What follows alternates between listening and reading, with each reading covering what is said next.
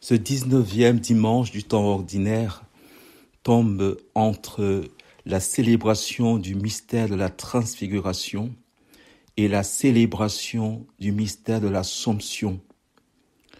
Et ce qui est certainement l'itinéraire de la vraie vie chrétienne, de la transfiguration à l'Assomption, c'est la mission de l'Église, de la vraie Église.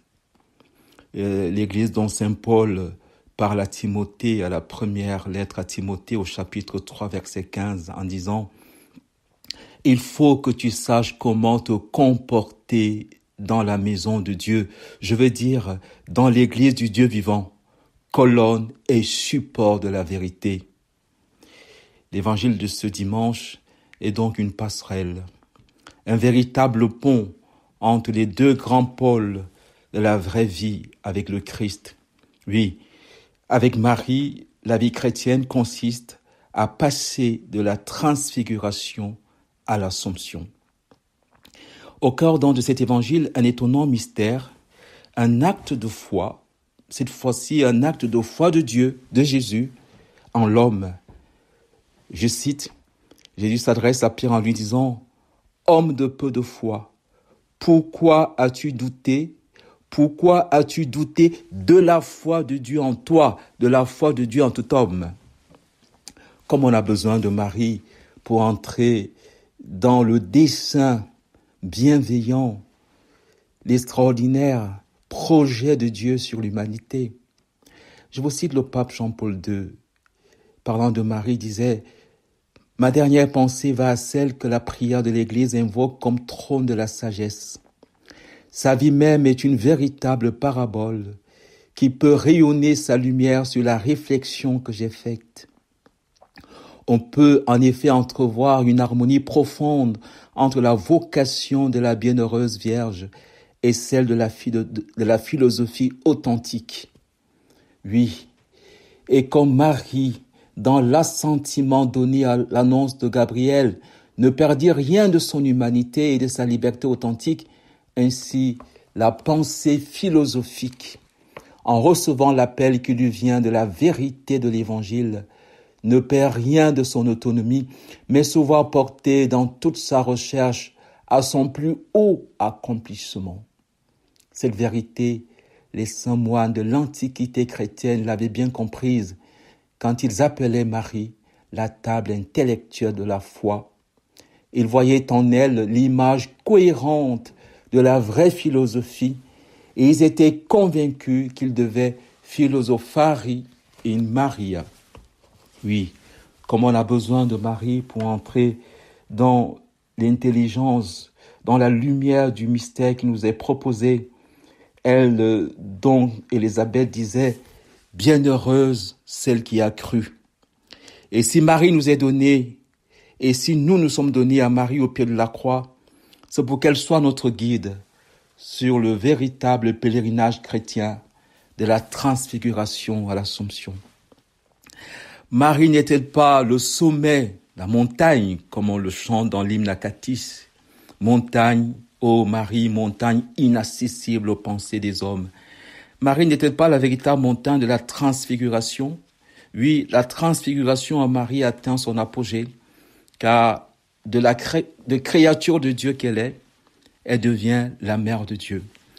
Elle est donc le sommet de la création, dans cette transfiguration qui est l'œuvre en elle de la plénitude de la grâce, de créature de Dieu à la maternité divine. Mystère de la transfiguration. Marie n'était pas aussi, en son Assomption, la dimension la plus sublime, la plus mystique, c'est-à-dire celle à laquelle l'Esprit Saint nous conduit, la dimension la plus contemplative du mystère de la rédemption comprise avec Marie comme nouvelle création, en étant Marie le lieu de l'Assomption de Dieu en l'homme. Ne dit-elle pas « Mon âme exalte le Seigneur ». Mon âme est le lieu où Dieu est Dieu au plus haut degré, au plus haut des cieux. Marie l'exalte. Vous vous souvenez de cette parabole des invités. Il est demandé à l'ami de monter. Marie dit à Dieu Mon ami, monte plus haut dans mon âme exalte le Seigneur. L'Assomption de Marie est également le lieu de l'Assomption de l'homme en Dieu. C'est le lieu où l'homme est allé le plus loin. Dans le mystère de Dieu, Marie dit « Mon âme n'exulte qu'en Dieu, mon Sauveur ». Oui, c'est en Dieu, son Sauveur, que Marie va hisser l'humanité au plus haut degré de la gloire. Cet évangile, parce qu'il nous concerne et que le mystère de Marie nous concerne directement, va donc nous proposer une fresque. Et dans cette fresque, nous retrouvons tous. Qu'est-ce qui nous dit l'évangile? Le soir venu, oui, il se fait tard, les disciples d'Emmaüs. La barque est ballottée, est à une bonne distance de la terre. L'intelligence est éloignée du réel. Nous sommes à une bonne distance de la vérité. Et notre barque est battue par les vagues et le vent nous est contraire. Le prophète Osée avait résumé cette fresque de l'humanité actuelle en disant « L'homme périt, mon peuple périt faute de connaissance ». Et la fresque de l'humanité qui nous concerne tous continue en disant dans cet évangile que vers la fin de la nuit, oui, nous sommes dans la nuit, dans les ténèbres de l'ignorance, dans les ténèbres de l'athéisme et les ténèbres du fidéisme qui s'affrontent. N'oubliez pas que notre problème actuellement, c'est cet affrontement sans merci entre d'un côté l'athéisme et de l'autre côté le fidéisme, qui tous les deux ont renoncé à la beauté de l'intelligence qui contemple, qui lit de l'intérieur le réel en vue de le contempler. Et dans cette nuit, dans cette tourmente, dans cette barque, notre barque qui est ballottée, nous sommes saisis par la peur. Quand nous voyons Dieu, ils disent c'est un fantôme. Oui, nous avons fait de Dieu, quand on met l'intelligence entre parenthèses, alors Dieu devient une légende, Dieu devient un gourou, Dieu devient un totem, Dieu devient un mythe et Dieu devient une superstition. Et oui, nous sommes là-dedans, dans ce champ de ruines, dans ce champ de combat sans merci entre l'athéisme et le fidéisme. Nous disons donc de Dieu, c'est un fantôme. Et la peur leur fit pousser des cris. Oui, voilà la situation dans laquelle nous sommes. Et qu'est-ce qui se passe? Il se passe que Jésus vient. Jésus vient et Jésus nous parle. Il nous dit confiance. C'est beaucoup plus fort. Quand il dit confiance, 6 mois, il dit qu'il est la lumière du monde. Il est le chemin, il est la vérité, il est la vie. Il vient nous faire regarder toutes choses dans sa lumière la plus extraordinaire qui est la lumière divine. Et cette barque qui est ballottée, n'oubliez pas que c'est chacun de nous, puisque c'est la barque de Noé qui est sur les eaux du déluge. C'est la barque de Moïse sur les eaux du Nil. C'est la barque de l'Église, la barque de Pierre. C'est la barque de chacun de nous, puisque Jean nous dit dans son évangile, si quelqu'un croit, si quelqu'un m'aime, il gardera ma parole, et mon Père l'aimera, et nous viendrons vers lui, et nous nous ferons une demeure chez lui. Voilà l'enjeu. Jésus vient pour faire une demeure en nous, et l'évangile poursuit en disant, quand ils montèrent dans la barque, alors le vent tomba. Nous sommes cette barque dans laquelle Dieu veut s'embarquer, veut monter.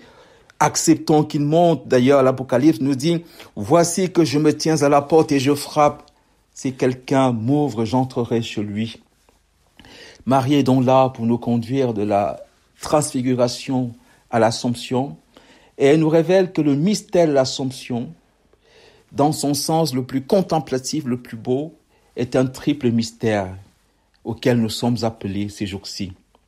Si le mot Assomption veut dire prendre avec soi, la première Assomption, c'est le fait que Dieu prend la côte d'Adam, et la côte d'Adam est transfigurée en Ève, et Ève elle-même, et Marie est la transfiguration d'Ève. N'est-elle pas la nouvelle Ève?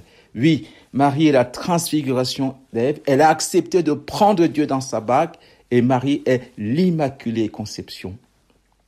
La deuxième Assomption, c'est le fait que le Saint-Esprit, dit l'ange à Marie, l'Esprit Saint te prendra sous son ombre. Oui, nous l'avons vu dans la Transfiguration, la nuée lumineuse couvrait la montagne comme au Sinaï. Oui, nous sommes avec Marie, nous vivons la transfiguration de la maternité, parce que la maternité divine, parce que la virginité perpétuelle de Marie est transfigurée à maternité divine. Parce que si nous prenons Dieu en nous, ça devient une conception et nous l'engendrons le Verbe de Dieu dans la chair. Et le troisième sens profond du mystère de l'Assomption, c'est que la maternité divine de Marie, est transfigurée en demeure éternelle de Dieu. Ils montèrent dans la barque de Marie pour toujours. C'est ce que nous dit le psaume 132 ou 131 ou 132, qui nous dit « Élève-toi, Seigneur, vers ton repos, toi et l'arche de ta force. » Dieu a élu domicile dans la foi et dans le cœur de Marie pour toujours. L'hymne Acatis, à ce sujet, dit de Marie qu'elle est devenue plus vaste que les cieux.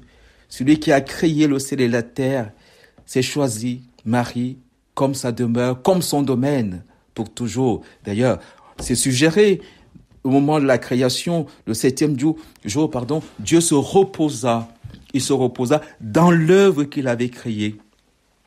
Et une fois que Dieu est dans notre barque, alors écoutez comment c'est beau cet évangile, comme quoi la lecture divine est tellement nécessaire, sinon on passe à côté de la beauté de l'évangile. Alors ceux qui étaient dans la barque se prosternèrent devant lui. Ceux qui étaient dans la barque, quand nous avons accueilli en nous le Père, le Fils et le Saint-Esprit, n'oubliez pas que par le baptême, nous devenons la demeure de Dieu. Nous devenons le lieu de la présence de Dieu. Saint Augustin l'a vécu. Seigneur, je te cherchais partout alors que tu étais au plus intime, au-dedans de moi, au plus profond de moi. Oui, quand Dieu retrouve sa demeure en nous, alors les trois personnes divines, c'est-à-dire ceux qui étaient dans la barque, nous dit l'Évangile, se prosternèrent devant lui en disant « Vraiment, tu es le Fils de Dieu ». Oui, le Père, le Fils et le Saint-Esprit, quand nous les avons pris, leur avons donné la place qui est la leur en nous, ils se prosternent devant nous et nous disent « Vraiment, tu es le Fils de Dieu ». Marie, vraiment, tu es la Mère de Dieu. N'oubliez pas que à la croix, dans à la fin de l'évangile selon saint Matthieu, il est dit de Jésus, alors qu'il est en train de mourir et qu'il est même mort, vraiment, cet homme était le Fils de Dieu. Dieu aimerait tellement nous dire ça, que vraiment tu es le Fils de Dieu. À chacun de nous et à chacune de nous, Dieu aimerait dire, entrer en nous, prendre sa place dans notre demeure, dans la demeure de Dieu que nous sommes devenus. Saint Paul nous le dit, nous sommes le temple du Saint-Esprit, nous sommes la demeure de Dieu. Dieu se prosterne devant nous et il nous dit aujourd'hui, vraiment tu es mon Fils bien-aimé, en toi je mets tout mon amour. Amen.